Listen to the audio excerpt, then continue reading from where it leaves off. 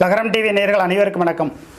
தமிழ்நாட்டில் மின்சார பற்றாக்குறைவு அதிகமாக இருக்கிறது அப்படிங்கிற தோரணையிலையும், பல பெரும் பணக்காரர்கள் நிறைய அளவுக்கு சம்பாதிக்கணும் அப்படிங்கிற நோக்கத்திலையும் பல பெரும் பணக்காரர்களை களத்தில் இறக்கி விட்டுருக்காங்க. அவங்களும் தொழில் ரீதியாக களத்தில் இறங்கி சூரிய ஒளி மின்சாரம் தயாரிப்பதற்கு புதுக்கோட்டை மாவட்டத்தை கையில் எடுத்து அங்கே இருக்கக்கூடிய மானாவாரி விவசாய நிலப்பகுதியில் களத்தில் இறங்கியிருக்காங்க. சரி, அங்கே நீங்கள் பல ஆயிரம் கோடி சம்பாதிக்க போகிறீங்க. நீங்களும் முதல்ல போடுறீங்க, பணம் போடுறீங்க. ஆனால் அந்த விவசாய நிலங்களுக்கு நீங்கள் இரட்டிப்பு நிலமாக நீங்கள் வாங்கணும். ஒரு ஏக்கர் 10 லட்சமா 30 லட்ச ரூபாய்க்கு நீங்கள் வாங்கணும். குறைஞ்சபட்சம் 25 லட்ச ரூபாய்க்கு அதை நீங்கள் வாங்கணும். அதை விட்டு சும்மா 10 லட்சம் 7 லட்சம் இந்த மாதிரி வாங்கிட்டு இடைத்தரகர்கள் சம்பாதிக்கணுங்கிற நோக்கத்தில் பண்ணாதீங்க. தயவுசெய்து அந்த ஏழை எளிய விவசாயிகள் ஒரு 20 லட்ச ரூபாய்க்கு விற்றா தான் அவங்க வாழ்க்கை செட்டில் ஆகும்.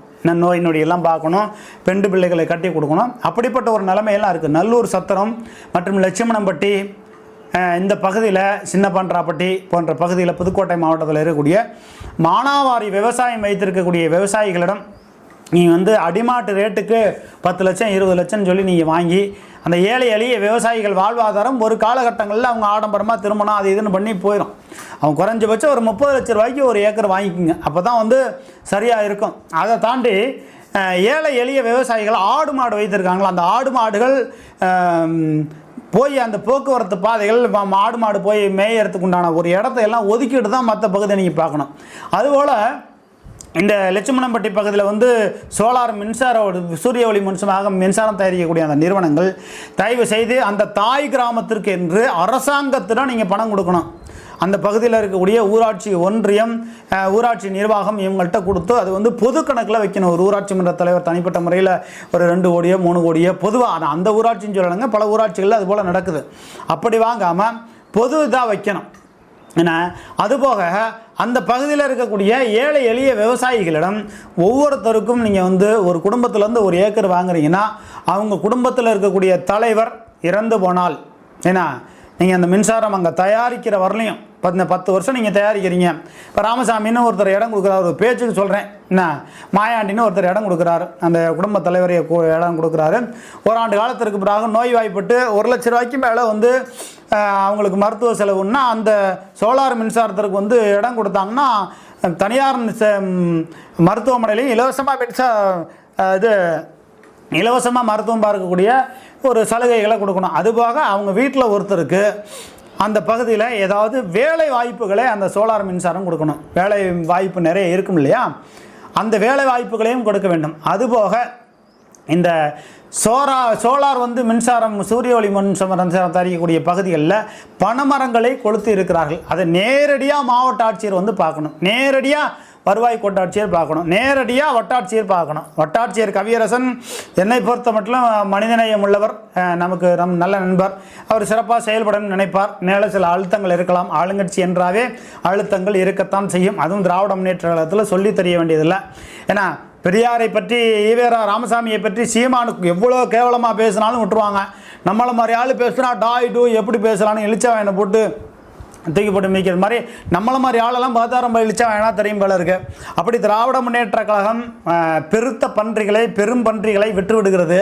சீமான் போன்றவர்கள் ஈவேரா ராமசாமியை பற்றி பேசலாம், அமைச்சர்களை பற்றி பேசலாம். ஆனால் நம்மளை போன்றவர்கள் அமைச்சரை பற்றி பேசலாம், எப்படி எங்கள் அமைச்சரை பற்றி பேசலாம், எப்படி எங்கள் எம்எல்ஏவை பற்றி பேசலாம் அப்படிங்கிற மாதிரி இருக்குது. ஏன்னா கீரனூர் பேரூராட்சியில் ஊழல் முறைகேடுகள் என்பது மலிந்தோடி கிடக்கிறது. பெரிய அளவுக்கு ஊழல் முறைகேடு நடக்குது. நான் கேட்ட தகவலறியும் உரிமை சட்டத்துக்கு இதுவரையிலையும் அந்த செயல் அலுவலர் முறையான தகவலை, உண்மையான தகவலை கொடுக்கவில்லை. ஊழல் முறைகேடுகள் என்பது அதிக அளவுக்கு நடந்து கொண்டு இருக்கிறது. இன்னும் சொல்ல போனால் திராவிட முன்னேற்ற கழகம் 2026 புதுக்கோட்டை மாவட்டத்தில் இருக்கக்கூடிய 6 சட்டமன்ற தொகுதிகளில் ஏதாவது ஒரு சட்டமன்ற தொகுதி ஜெயிச்சாவே பெரிய விஷயம் திராவிட முன்னேற்ற கழகம். அந்த அளவுக்கு திராவிட முன்னேற்ற கழகத்தில் இருக்கக்கூடிய நிர்வாகிகள், மாவட்ட செயலாளர்கள் பெரிய அளவுக்கு கெட்ட பேரை ஏற்படுத்தக்கூடிய வேலைகளை செய்கிறார்கள். ஒரு விஷயத்தை நம்ம சுட்டி காட்டுறோம்னா சுட்டி காட்டுறது கூட அவங்களுக்கு பெரிய அப்படியே எப்படா அவன் சுட்டி காட்டலாம் அப்படிங்கிற லெவலுக்கு கடும் கோபம் கொடுக்குறாரு. உங்களுடைய கோபம் எதில் இருக்கணும்? பொதுநலத்தில் இருக்கணும். எந்த பகுதியில் ரயில்வே பாலத்தை தாண்டி இறங்கி வர்ற இடத்துல ஒரு ஒயின் ஷாப் ரோட்டு ஓரமாகவே இருக்குது. யாரும் கேட்டால் அவங்கள பொய் கேஸ் போடுறது, விதண்டவாதமாக பேசுறது, நக்கல் நையாண்டி பேசுறது, இப்படி பேசுறதுனால தான் அந்த கீரனூர் பேராட்சி இன்று வரை பெரிய அளவுக்கு வளராமல் இருக்குது. எந்த வகையில் வளர்ந்துருக்கு? நேரம் ஒரு நகராட்சியாக வளர்ந்துருக்கணுமுங்க. எப்படிப்பட்ட ஒரு பேரூராட்சி கீரனூர் என்பது மிகப்பெரிய ஒரு இது இருந்தது.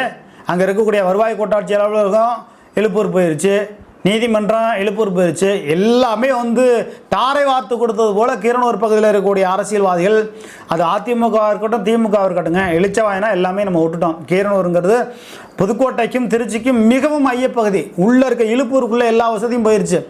அந்த இன்னும் சொல்லப்போனால் பைபாஸ் வந்து வெளியில் போயிடுச்சு. அப்படி இருக்கக்கூடிய நிலைமையில் கந்தரவக்கோட்டை சட்டமன்ற தொகுதி இன்னும் பெரிய அளவுக்கு முன்னேறவில்லை. கந்தரவக்கோட்டை எம்எல்ஏ சின்னத்துரை அவர்கள் இந்த சோலார் சூரிய மூலி மின்சாரம் தயாரிக்கக்கூடிய இந்த பகுதிக்கு ஒரு தடவை வந்து ஆய்வு பண்ணி பாருங்கள். பனைமரத்தை பெட்ரோல் ஊற்றி எரித்திருக்கிறார்கள்.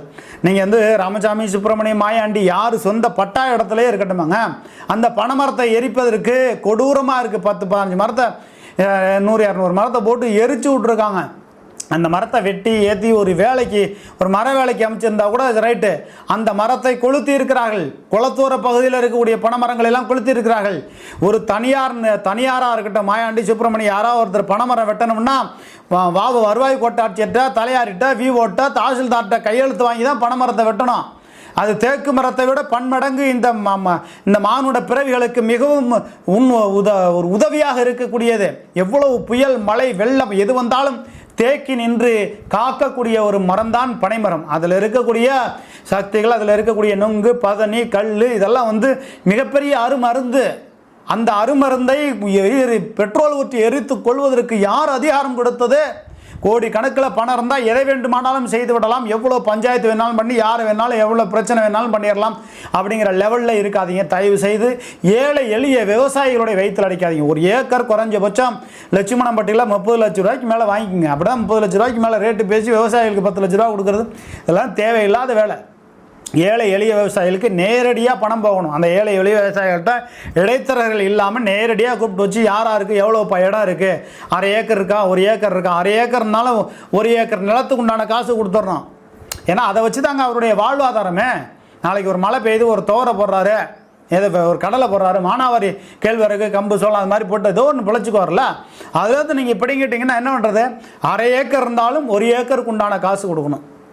லட்சுமணம்பட்டி பகுதியில் சோலார் நிறுவனங்கள் 1/2 ஏக்கர் ஒருத்தட்ட நீங்கள் வாங்கியிருந்தாலும், இப்போ கடையில் போய் 2 இட்லி கேட்டால் கொடுக்குறாங்களா? 4 இட்லி தானே கொடுக்குறாங்க. 2 இட்லி தனியாக இலை போட்டு கொடுக்குறாங்களா? கிடையாதுல்ல. அதுபோல் நீங்கள் போய் அரை கிலோ ஏதாவது நீங்கள் வெங்காயம் வாங்கிட முடியுமாப்பா, 1 கிலோ வாங்குப்பா அப்படிம்பாங்க. அதுபோல் 1 ஏக்கர் 30 லட்ச ரூபாய்க்கு நீங்கள் வாங்குறீங்கன்னா 1/2 ஏக்கரையும் 30 லட்ச ரூபாய்க்கு தான் வாங்கணும். 1 ஏக்கருக்கு மேலே 5 ஏக்கர் இருந்துச்சுன்னா ஒவ்வொரு ஏக்கரும் 30 லட்ச ரூபா. 1/2 ஏக்கருக்குள்ளே இருந்தாலும் 1/4 ஏக்கர் 1/2 ஏக்கர் இருந்தாலும் அந்த 1 ஏக்கருக்கு உண்டான காசை நீங்கள் கொடுத்தாகணும் ஏழை எளிய விவசாயிகளுக்கு. அதுபோல் இதுக்கு முன்னாடி ஏதாவது ஏமாத்திருந்தாலோ அல்லது வந்து நிராகரிக்கப்பட்டிருந்தாலோ, உங்களுக்கு தகவல் தெரியாமல் இருந்தாலோ, இதுபோல் கோரிக்கை இல்லாமல் இருந்தாலும் 1/2 ஏக்கர் யாருக்காவது விற்று அவங்களுக்கு 15 லட்ச ரூபா கொடுத்துருந்தாலும் இன்னொரு 15 லட்ச ரூபா எக்ஸ்ட்ரா கொடுத்து அந்த ஏழை எளிய விவசாயிகளுடைய வாழ்வாதாரத்தை, அவருடைய கண்ணீரை துடைப்பதற்குண்டான வேலைகளை அந்த சோலார் நிறுவனம் செய்ய வேண்டும். நேரடியாக மாவட்ட ஆட்சியர் நேரடியாக களத்தில் சென்று ஒரே ஒரு முறை அருணா IAS அவர்கள், அவங்க மேலே நம்ம ரொம்ப மதிப்பு மரியாதை வச்சுருக்கோம். மக்களுக்காக உழைக்கக்கூடியவர், நல்ல ஒரு மாவட்ட ஆட்சியர். எனக்கு தெரிஞ்சு இந்த புதுக்கோட்டை மாவட்டத்திற்கு வந்திருக்கக்கூடிய மாவட்ட ஆட்சியர்களே ஓரளவு மனசாட்சி உள்ளவர். திராவிட முன்னேற்ற கழகமாக இருக்கட்டும், அதிமுக இருக்கட்டும், ஆளுங்கட்சியினர் எது சொன்னாலும் அதை பற்றியெல்லாம் பெரிய அளவுக்கு கவனத்தில் கொள்ளாமல் மக்களுக்காக உழைக்கக்கூடிய ஒரு நல்ல ஒரு மாவட்ட ஆட்சியர். அப்படி ஒரு நல்ல மாவட்ட ஆட்சியர் இருந்தால் தான் திராவிட முன்னேற்ற கழகத்திற்கே நல்லது. ஏன்னா திராவிட முன்னேற்ற கழகத்தில் இருக்கக்கூடிய மாவட்ட செயலரோ, ஒன்றிய செயலரோ, ஏன்னா சேர்மனோ அவங்க பேச்சை கேட்டுக்கிட்டு மாவட்ட செயலர் செயல்பட்டால் அது திமுகவுக்கு தான் கெட்ட பேர் ஆகும். 2026 ஒரு தொகுதியை கூட திமுக பிடிக்க முடியாத நிலைமை ஏற்படும். அதற்கு மாறாக புதுக்கோட்டையில் இருக்கக்கூடிய அருணா IAS அம்மையார் அவர்கள் திராவிட முன்னேற்ற கழக அரசுக்கு கெட்ட பெயர் ஏற்படாத வகையில் செயல்படுறாங்க. அந்த மாவட்ட ஆட்சியர் நேரடியாக குளத்தூர் பகுதியில் இருக்கக்கூடிய லட்சுமணம்பட்டி கிராமத்திற்கு வந்து நல்லூர் சத்திரம் அறக்கட்டளை 1500 ஏக்கரில் என்னென்ன மோசடிகள் நடக்கலை. அதனால் யாரும் மோசடி செஞ்சு அதுலேருந்து தப்பித்தவங்க யார், அவங்களுக்கு உரிய தண்டனை எப்படி கொடுக்கணும் அப்படிங்கிறதையும் பார்க்கணும். 1/2 ஏக்கர் விற்றுருந்தாலும் அவங்களுக்கு 1 ஏக்கர் காசு 30 லட்ச ரூபா கொடுக்கணும். வீட்டுக்கு ஒருத்தருக்கு வேலை கொடுக்கணும். குடிநீர் வசதி ஏற்படுத்தி கொடுக்கணும். முக்கியமாக சாலை வசதிகள். நீங்கள் அந்த சோலார் மின்சாரம் தயாரிக்கக்கூடிய அந்த இடத்து பகுதிக்கு நம்ம போகிறதுக்கு பார்த்தீங்கன்னா கரடுமுரடான சாலை, மிகவும் மோசமாக இருக்குது. அந்த பகுதியில் இருக்கக்கூடிய எல்லாம் பெரும் பணக்காரர்கள்லாம் இருக்கிறீங்க. திமுகவில் இருக்கீங்க, அதிமுகவில் இருக்கீங்க, நாம் தமிழர் கட்சியில் இருக்கீங்க, கம்யூனிஸ்ட் கட்சியில் இருக்கீங்க, அனைத்து கட்சியிலுமே இருக்கிறீங்க. திமுக, அதிமுக, தேமுக எல்லா கட்சியிலும் இருக்கீங்க. அந்த கட்சியில் உள்ளவங்களாம் ஏன் ஒரு மனு எழுதி கலெக்டரை கொண்டு போய் நேரடியாக மனு கொடுத்து இந்த ரோட்டை போடுங்கன்னு சொல்லி ஒரு போராட்டம் ஆர்ப்பாட்டம் பண்ண மாட்டேங்கிறீங்க? ஆகையினால புதுக்கோட்டை மாவட்ட ஆட்சியர்கள் நேரடியாக வந்து அந்த பாதிக்கப்பட்ட சாலைகள் வழியாக, குண்டுங்குழி சாலை வழியாக மாவட்ட ஆட்சியர் வந்து அந்த சோலார் மின்சாரத்தை பார்க்கணும், தயாரிக்கக்கூடிய இடத்த பார்க்கணும். 1/2 ஏக்கர் இருந்தாலும் அவங்களுக்கு 1 லட்ச ரூபா, 1 ஏக்கருக்கு உண்டான காசு கொடுக்கணும். பனைமரம் கொளுத்தியவர்களை வந்து கைது பண்ணி சிறையில் அடைக்கணும் அப்படிங்கிறத விவசாய சங்கத்தில் இருக்கக்கூடிய ஐயா கண்ணவர்கள் நமக்கு நேரடியாகவே பேட்டி கொடுத்துருக்காங்க.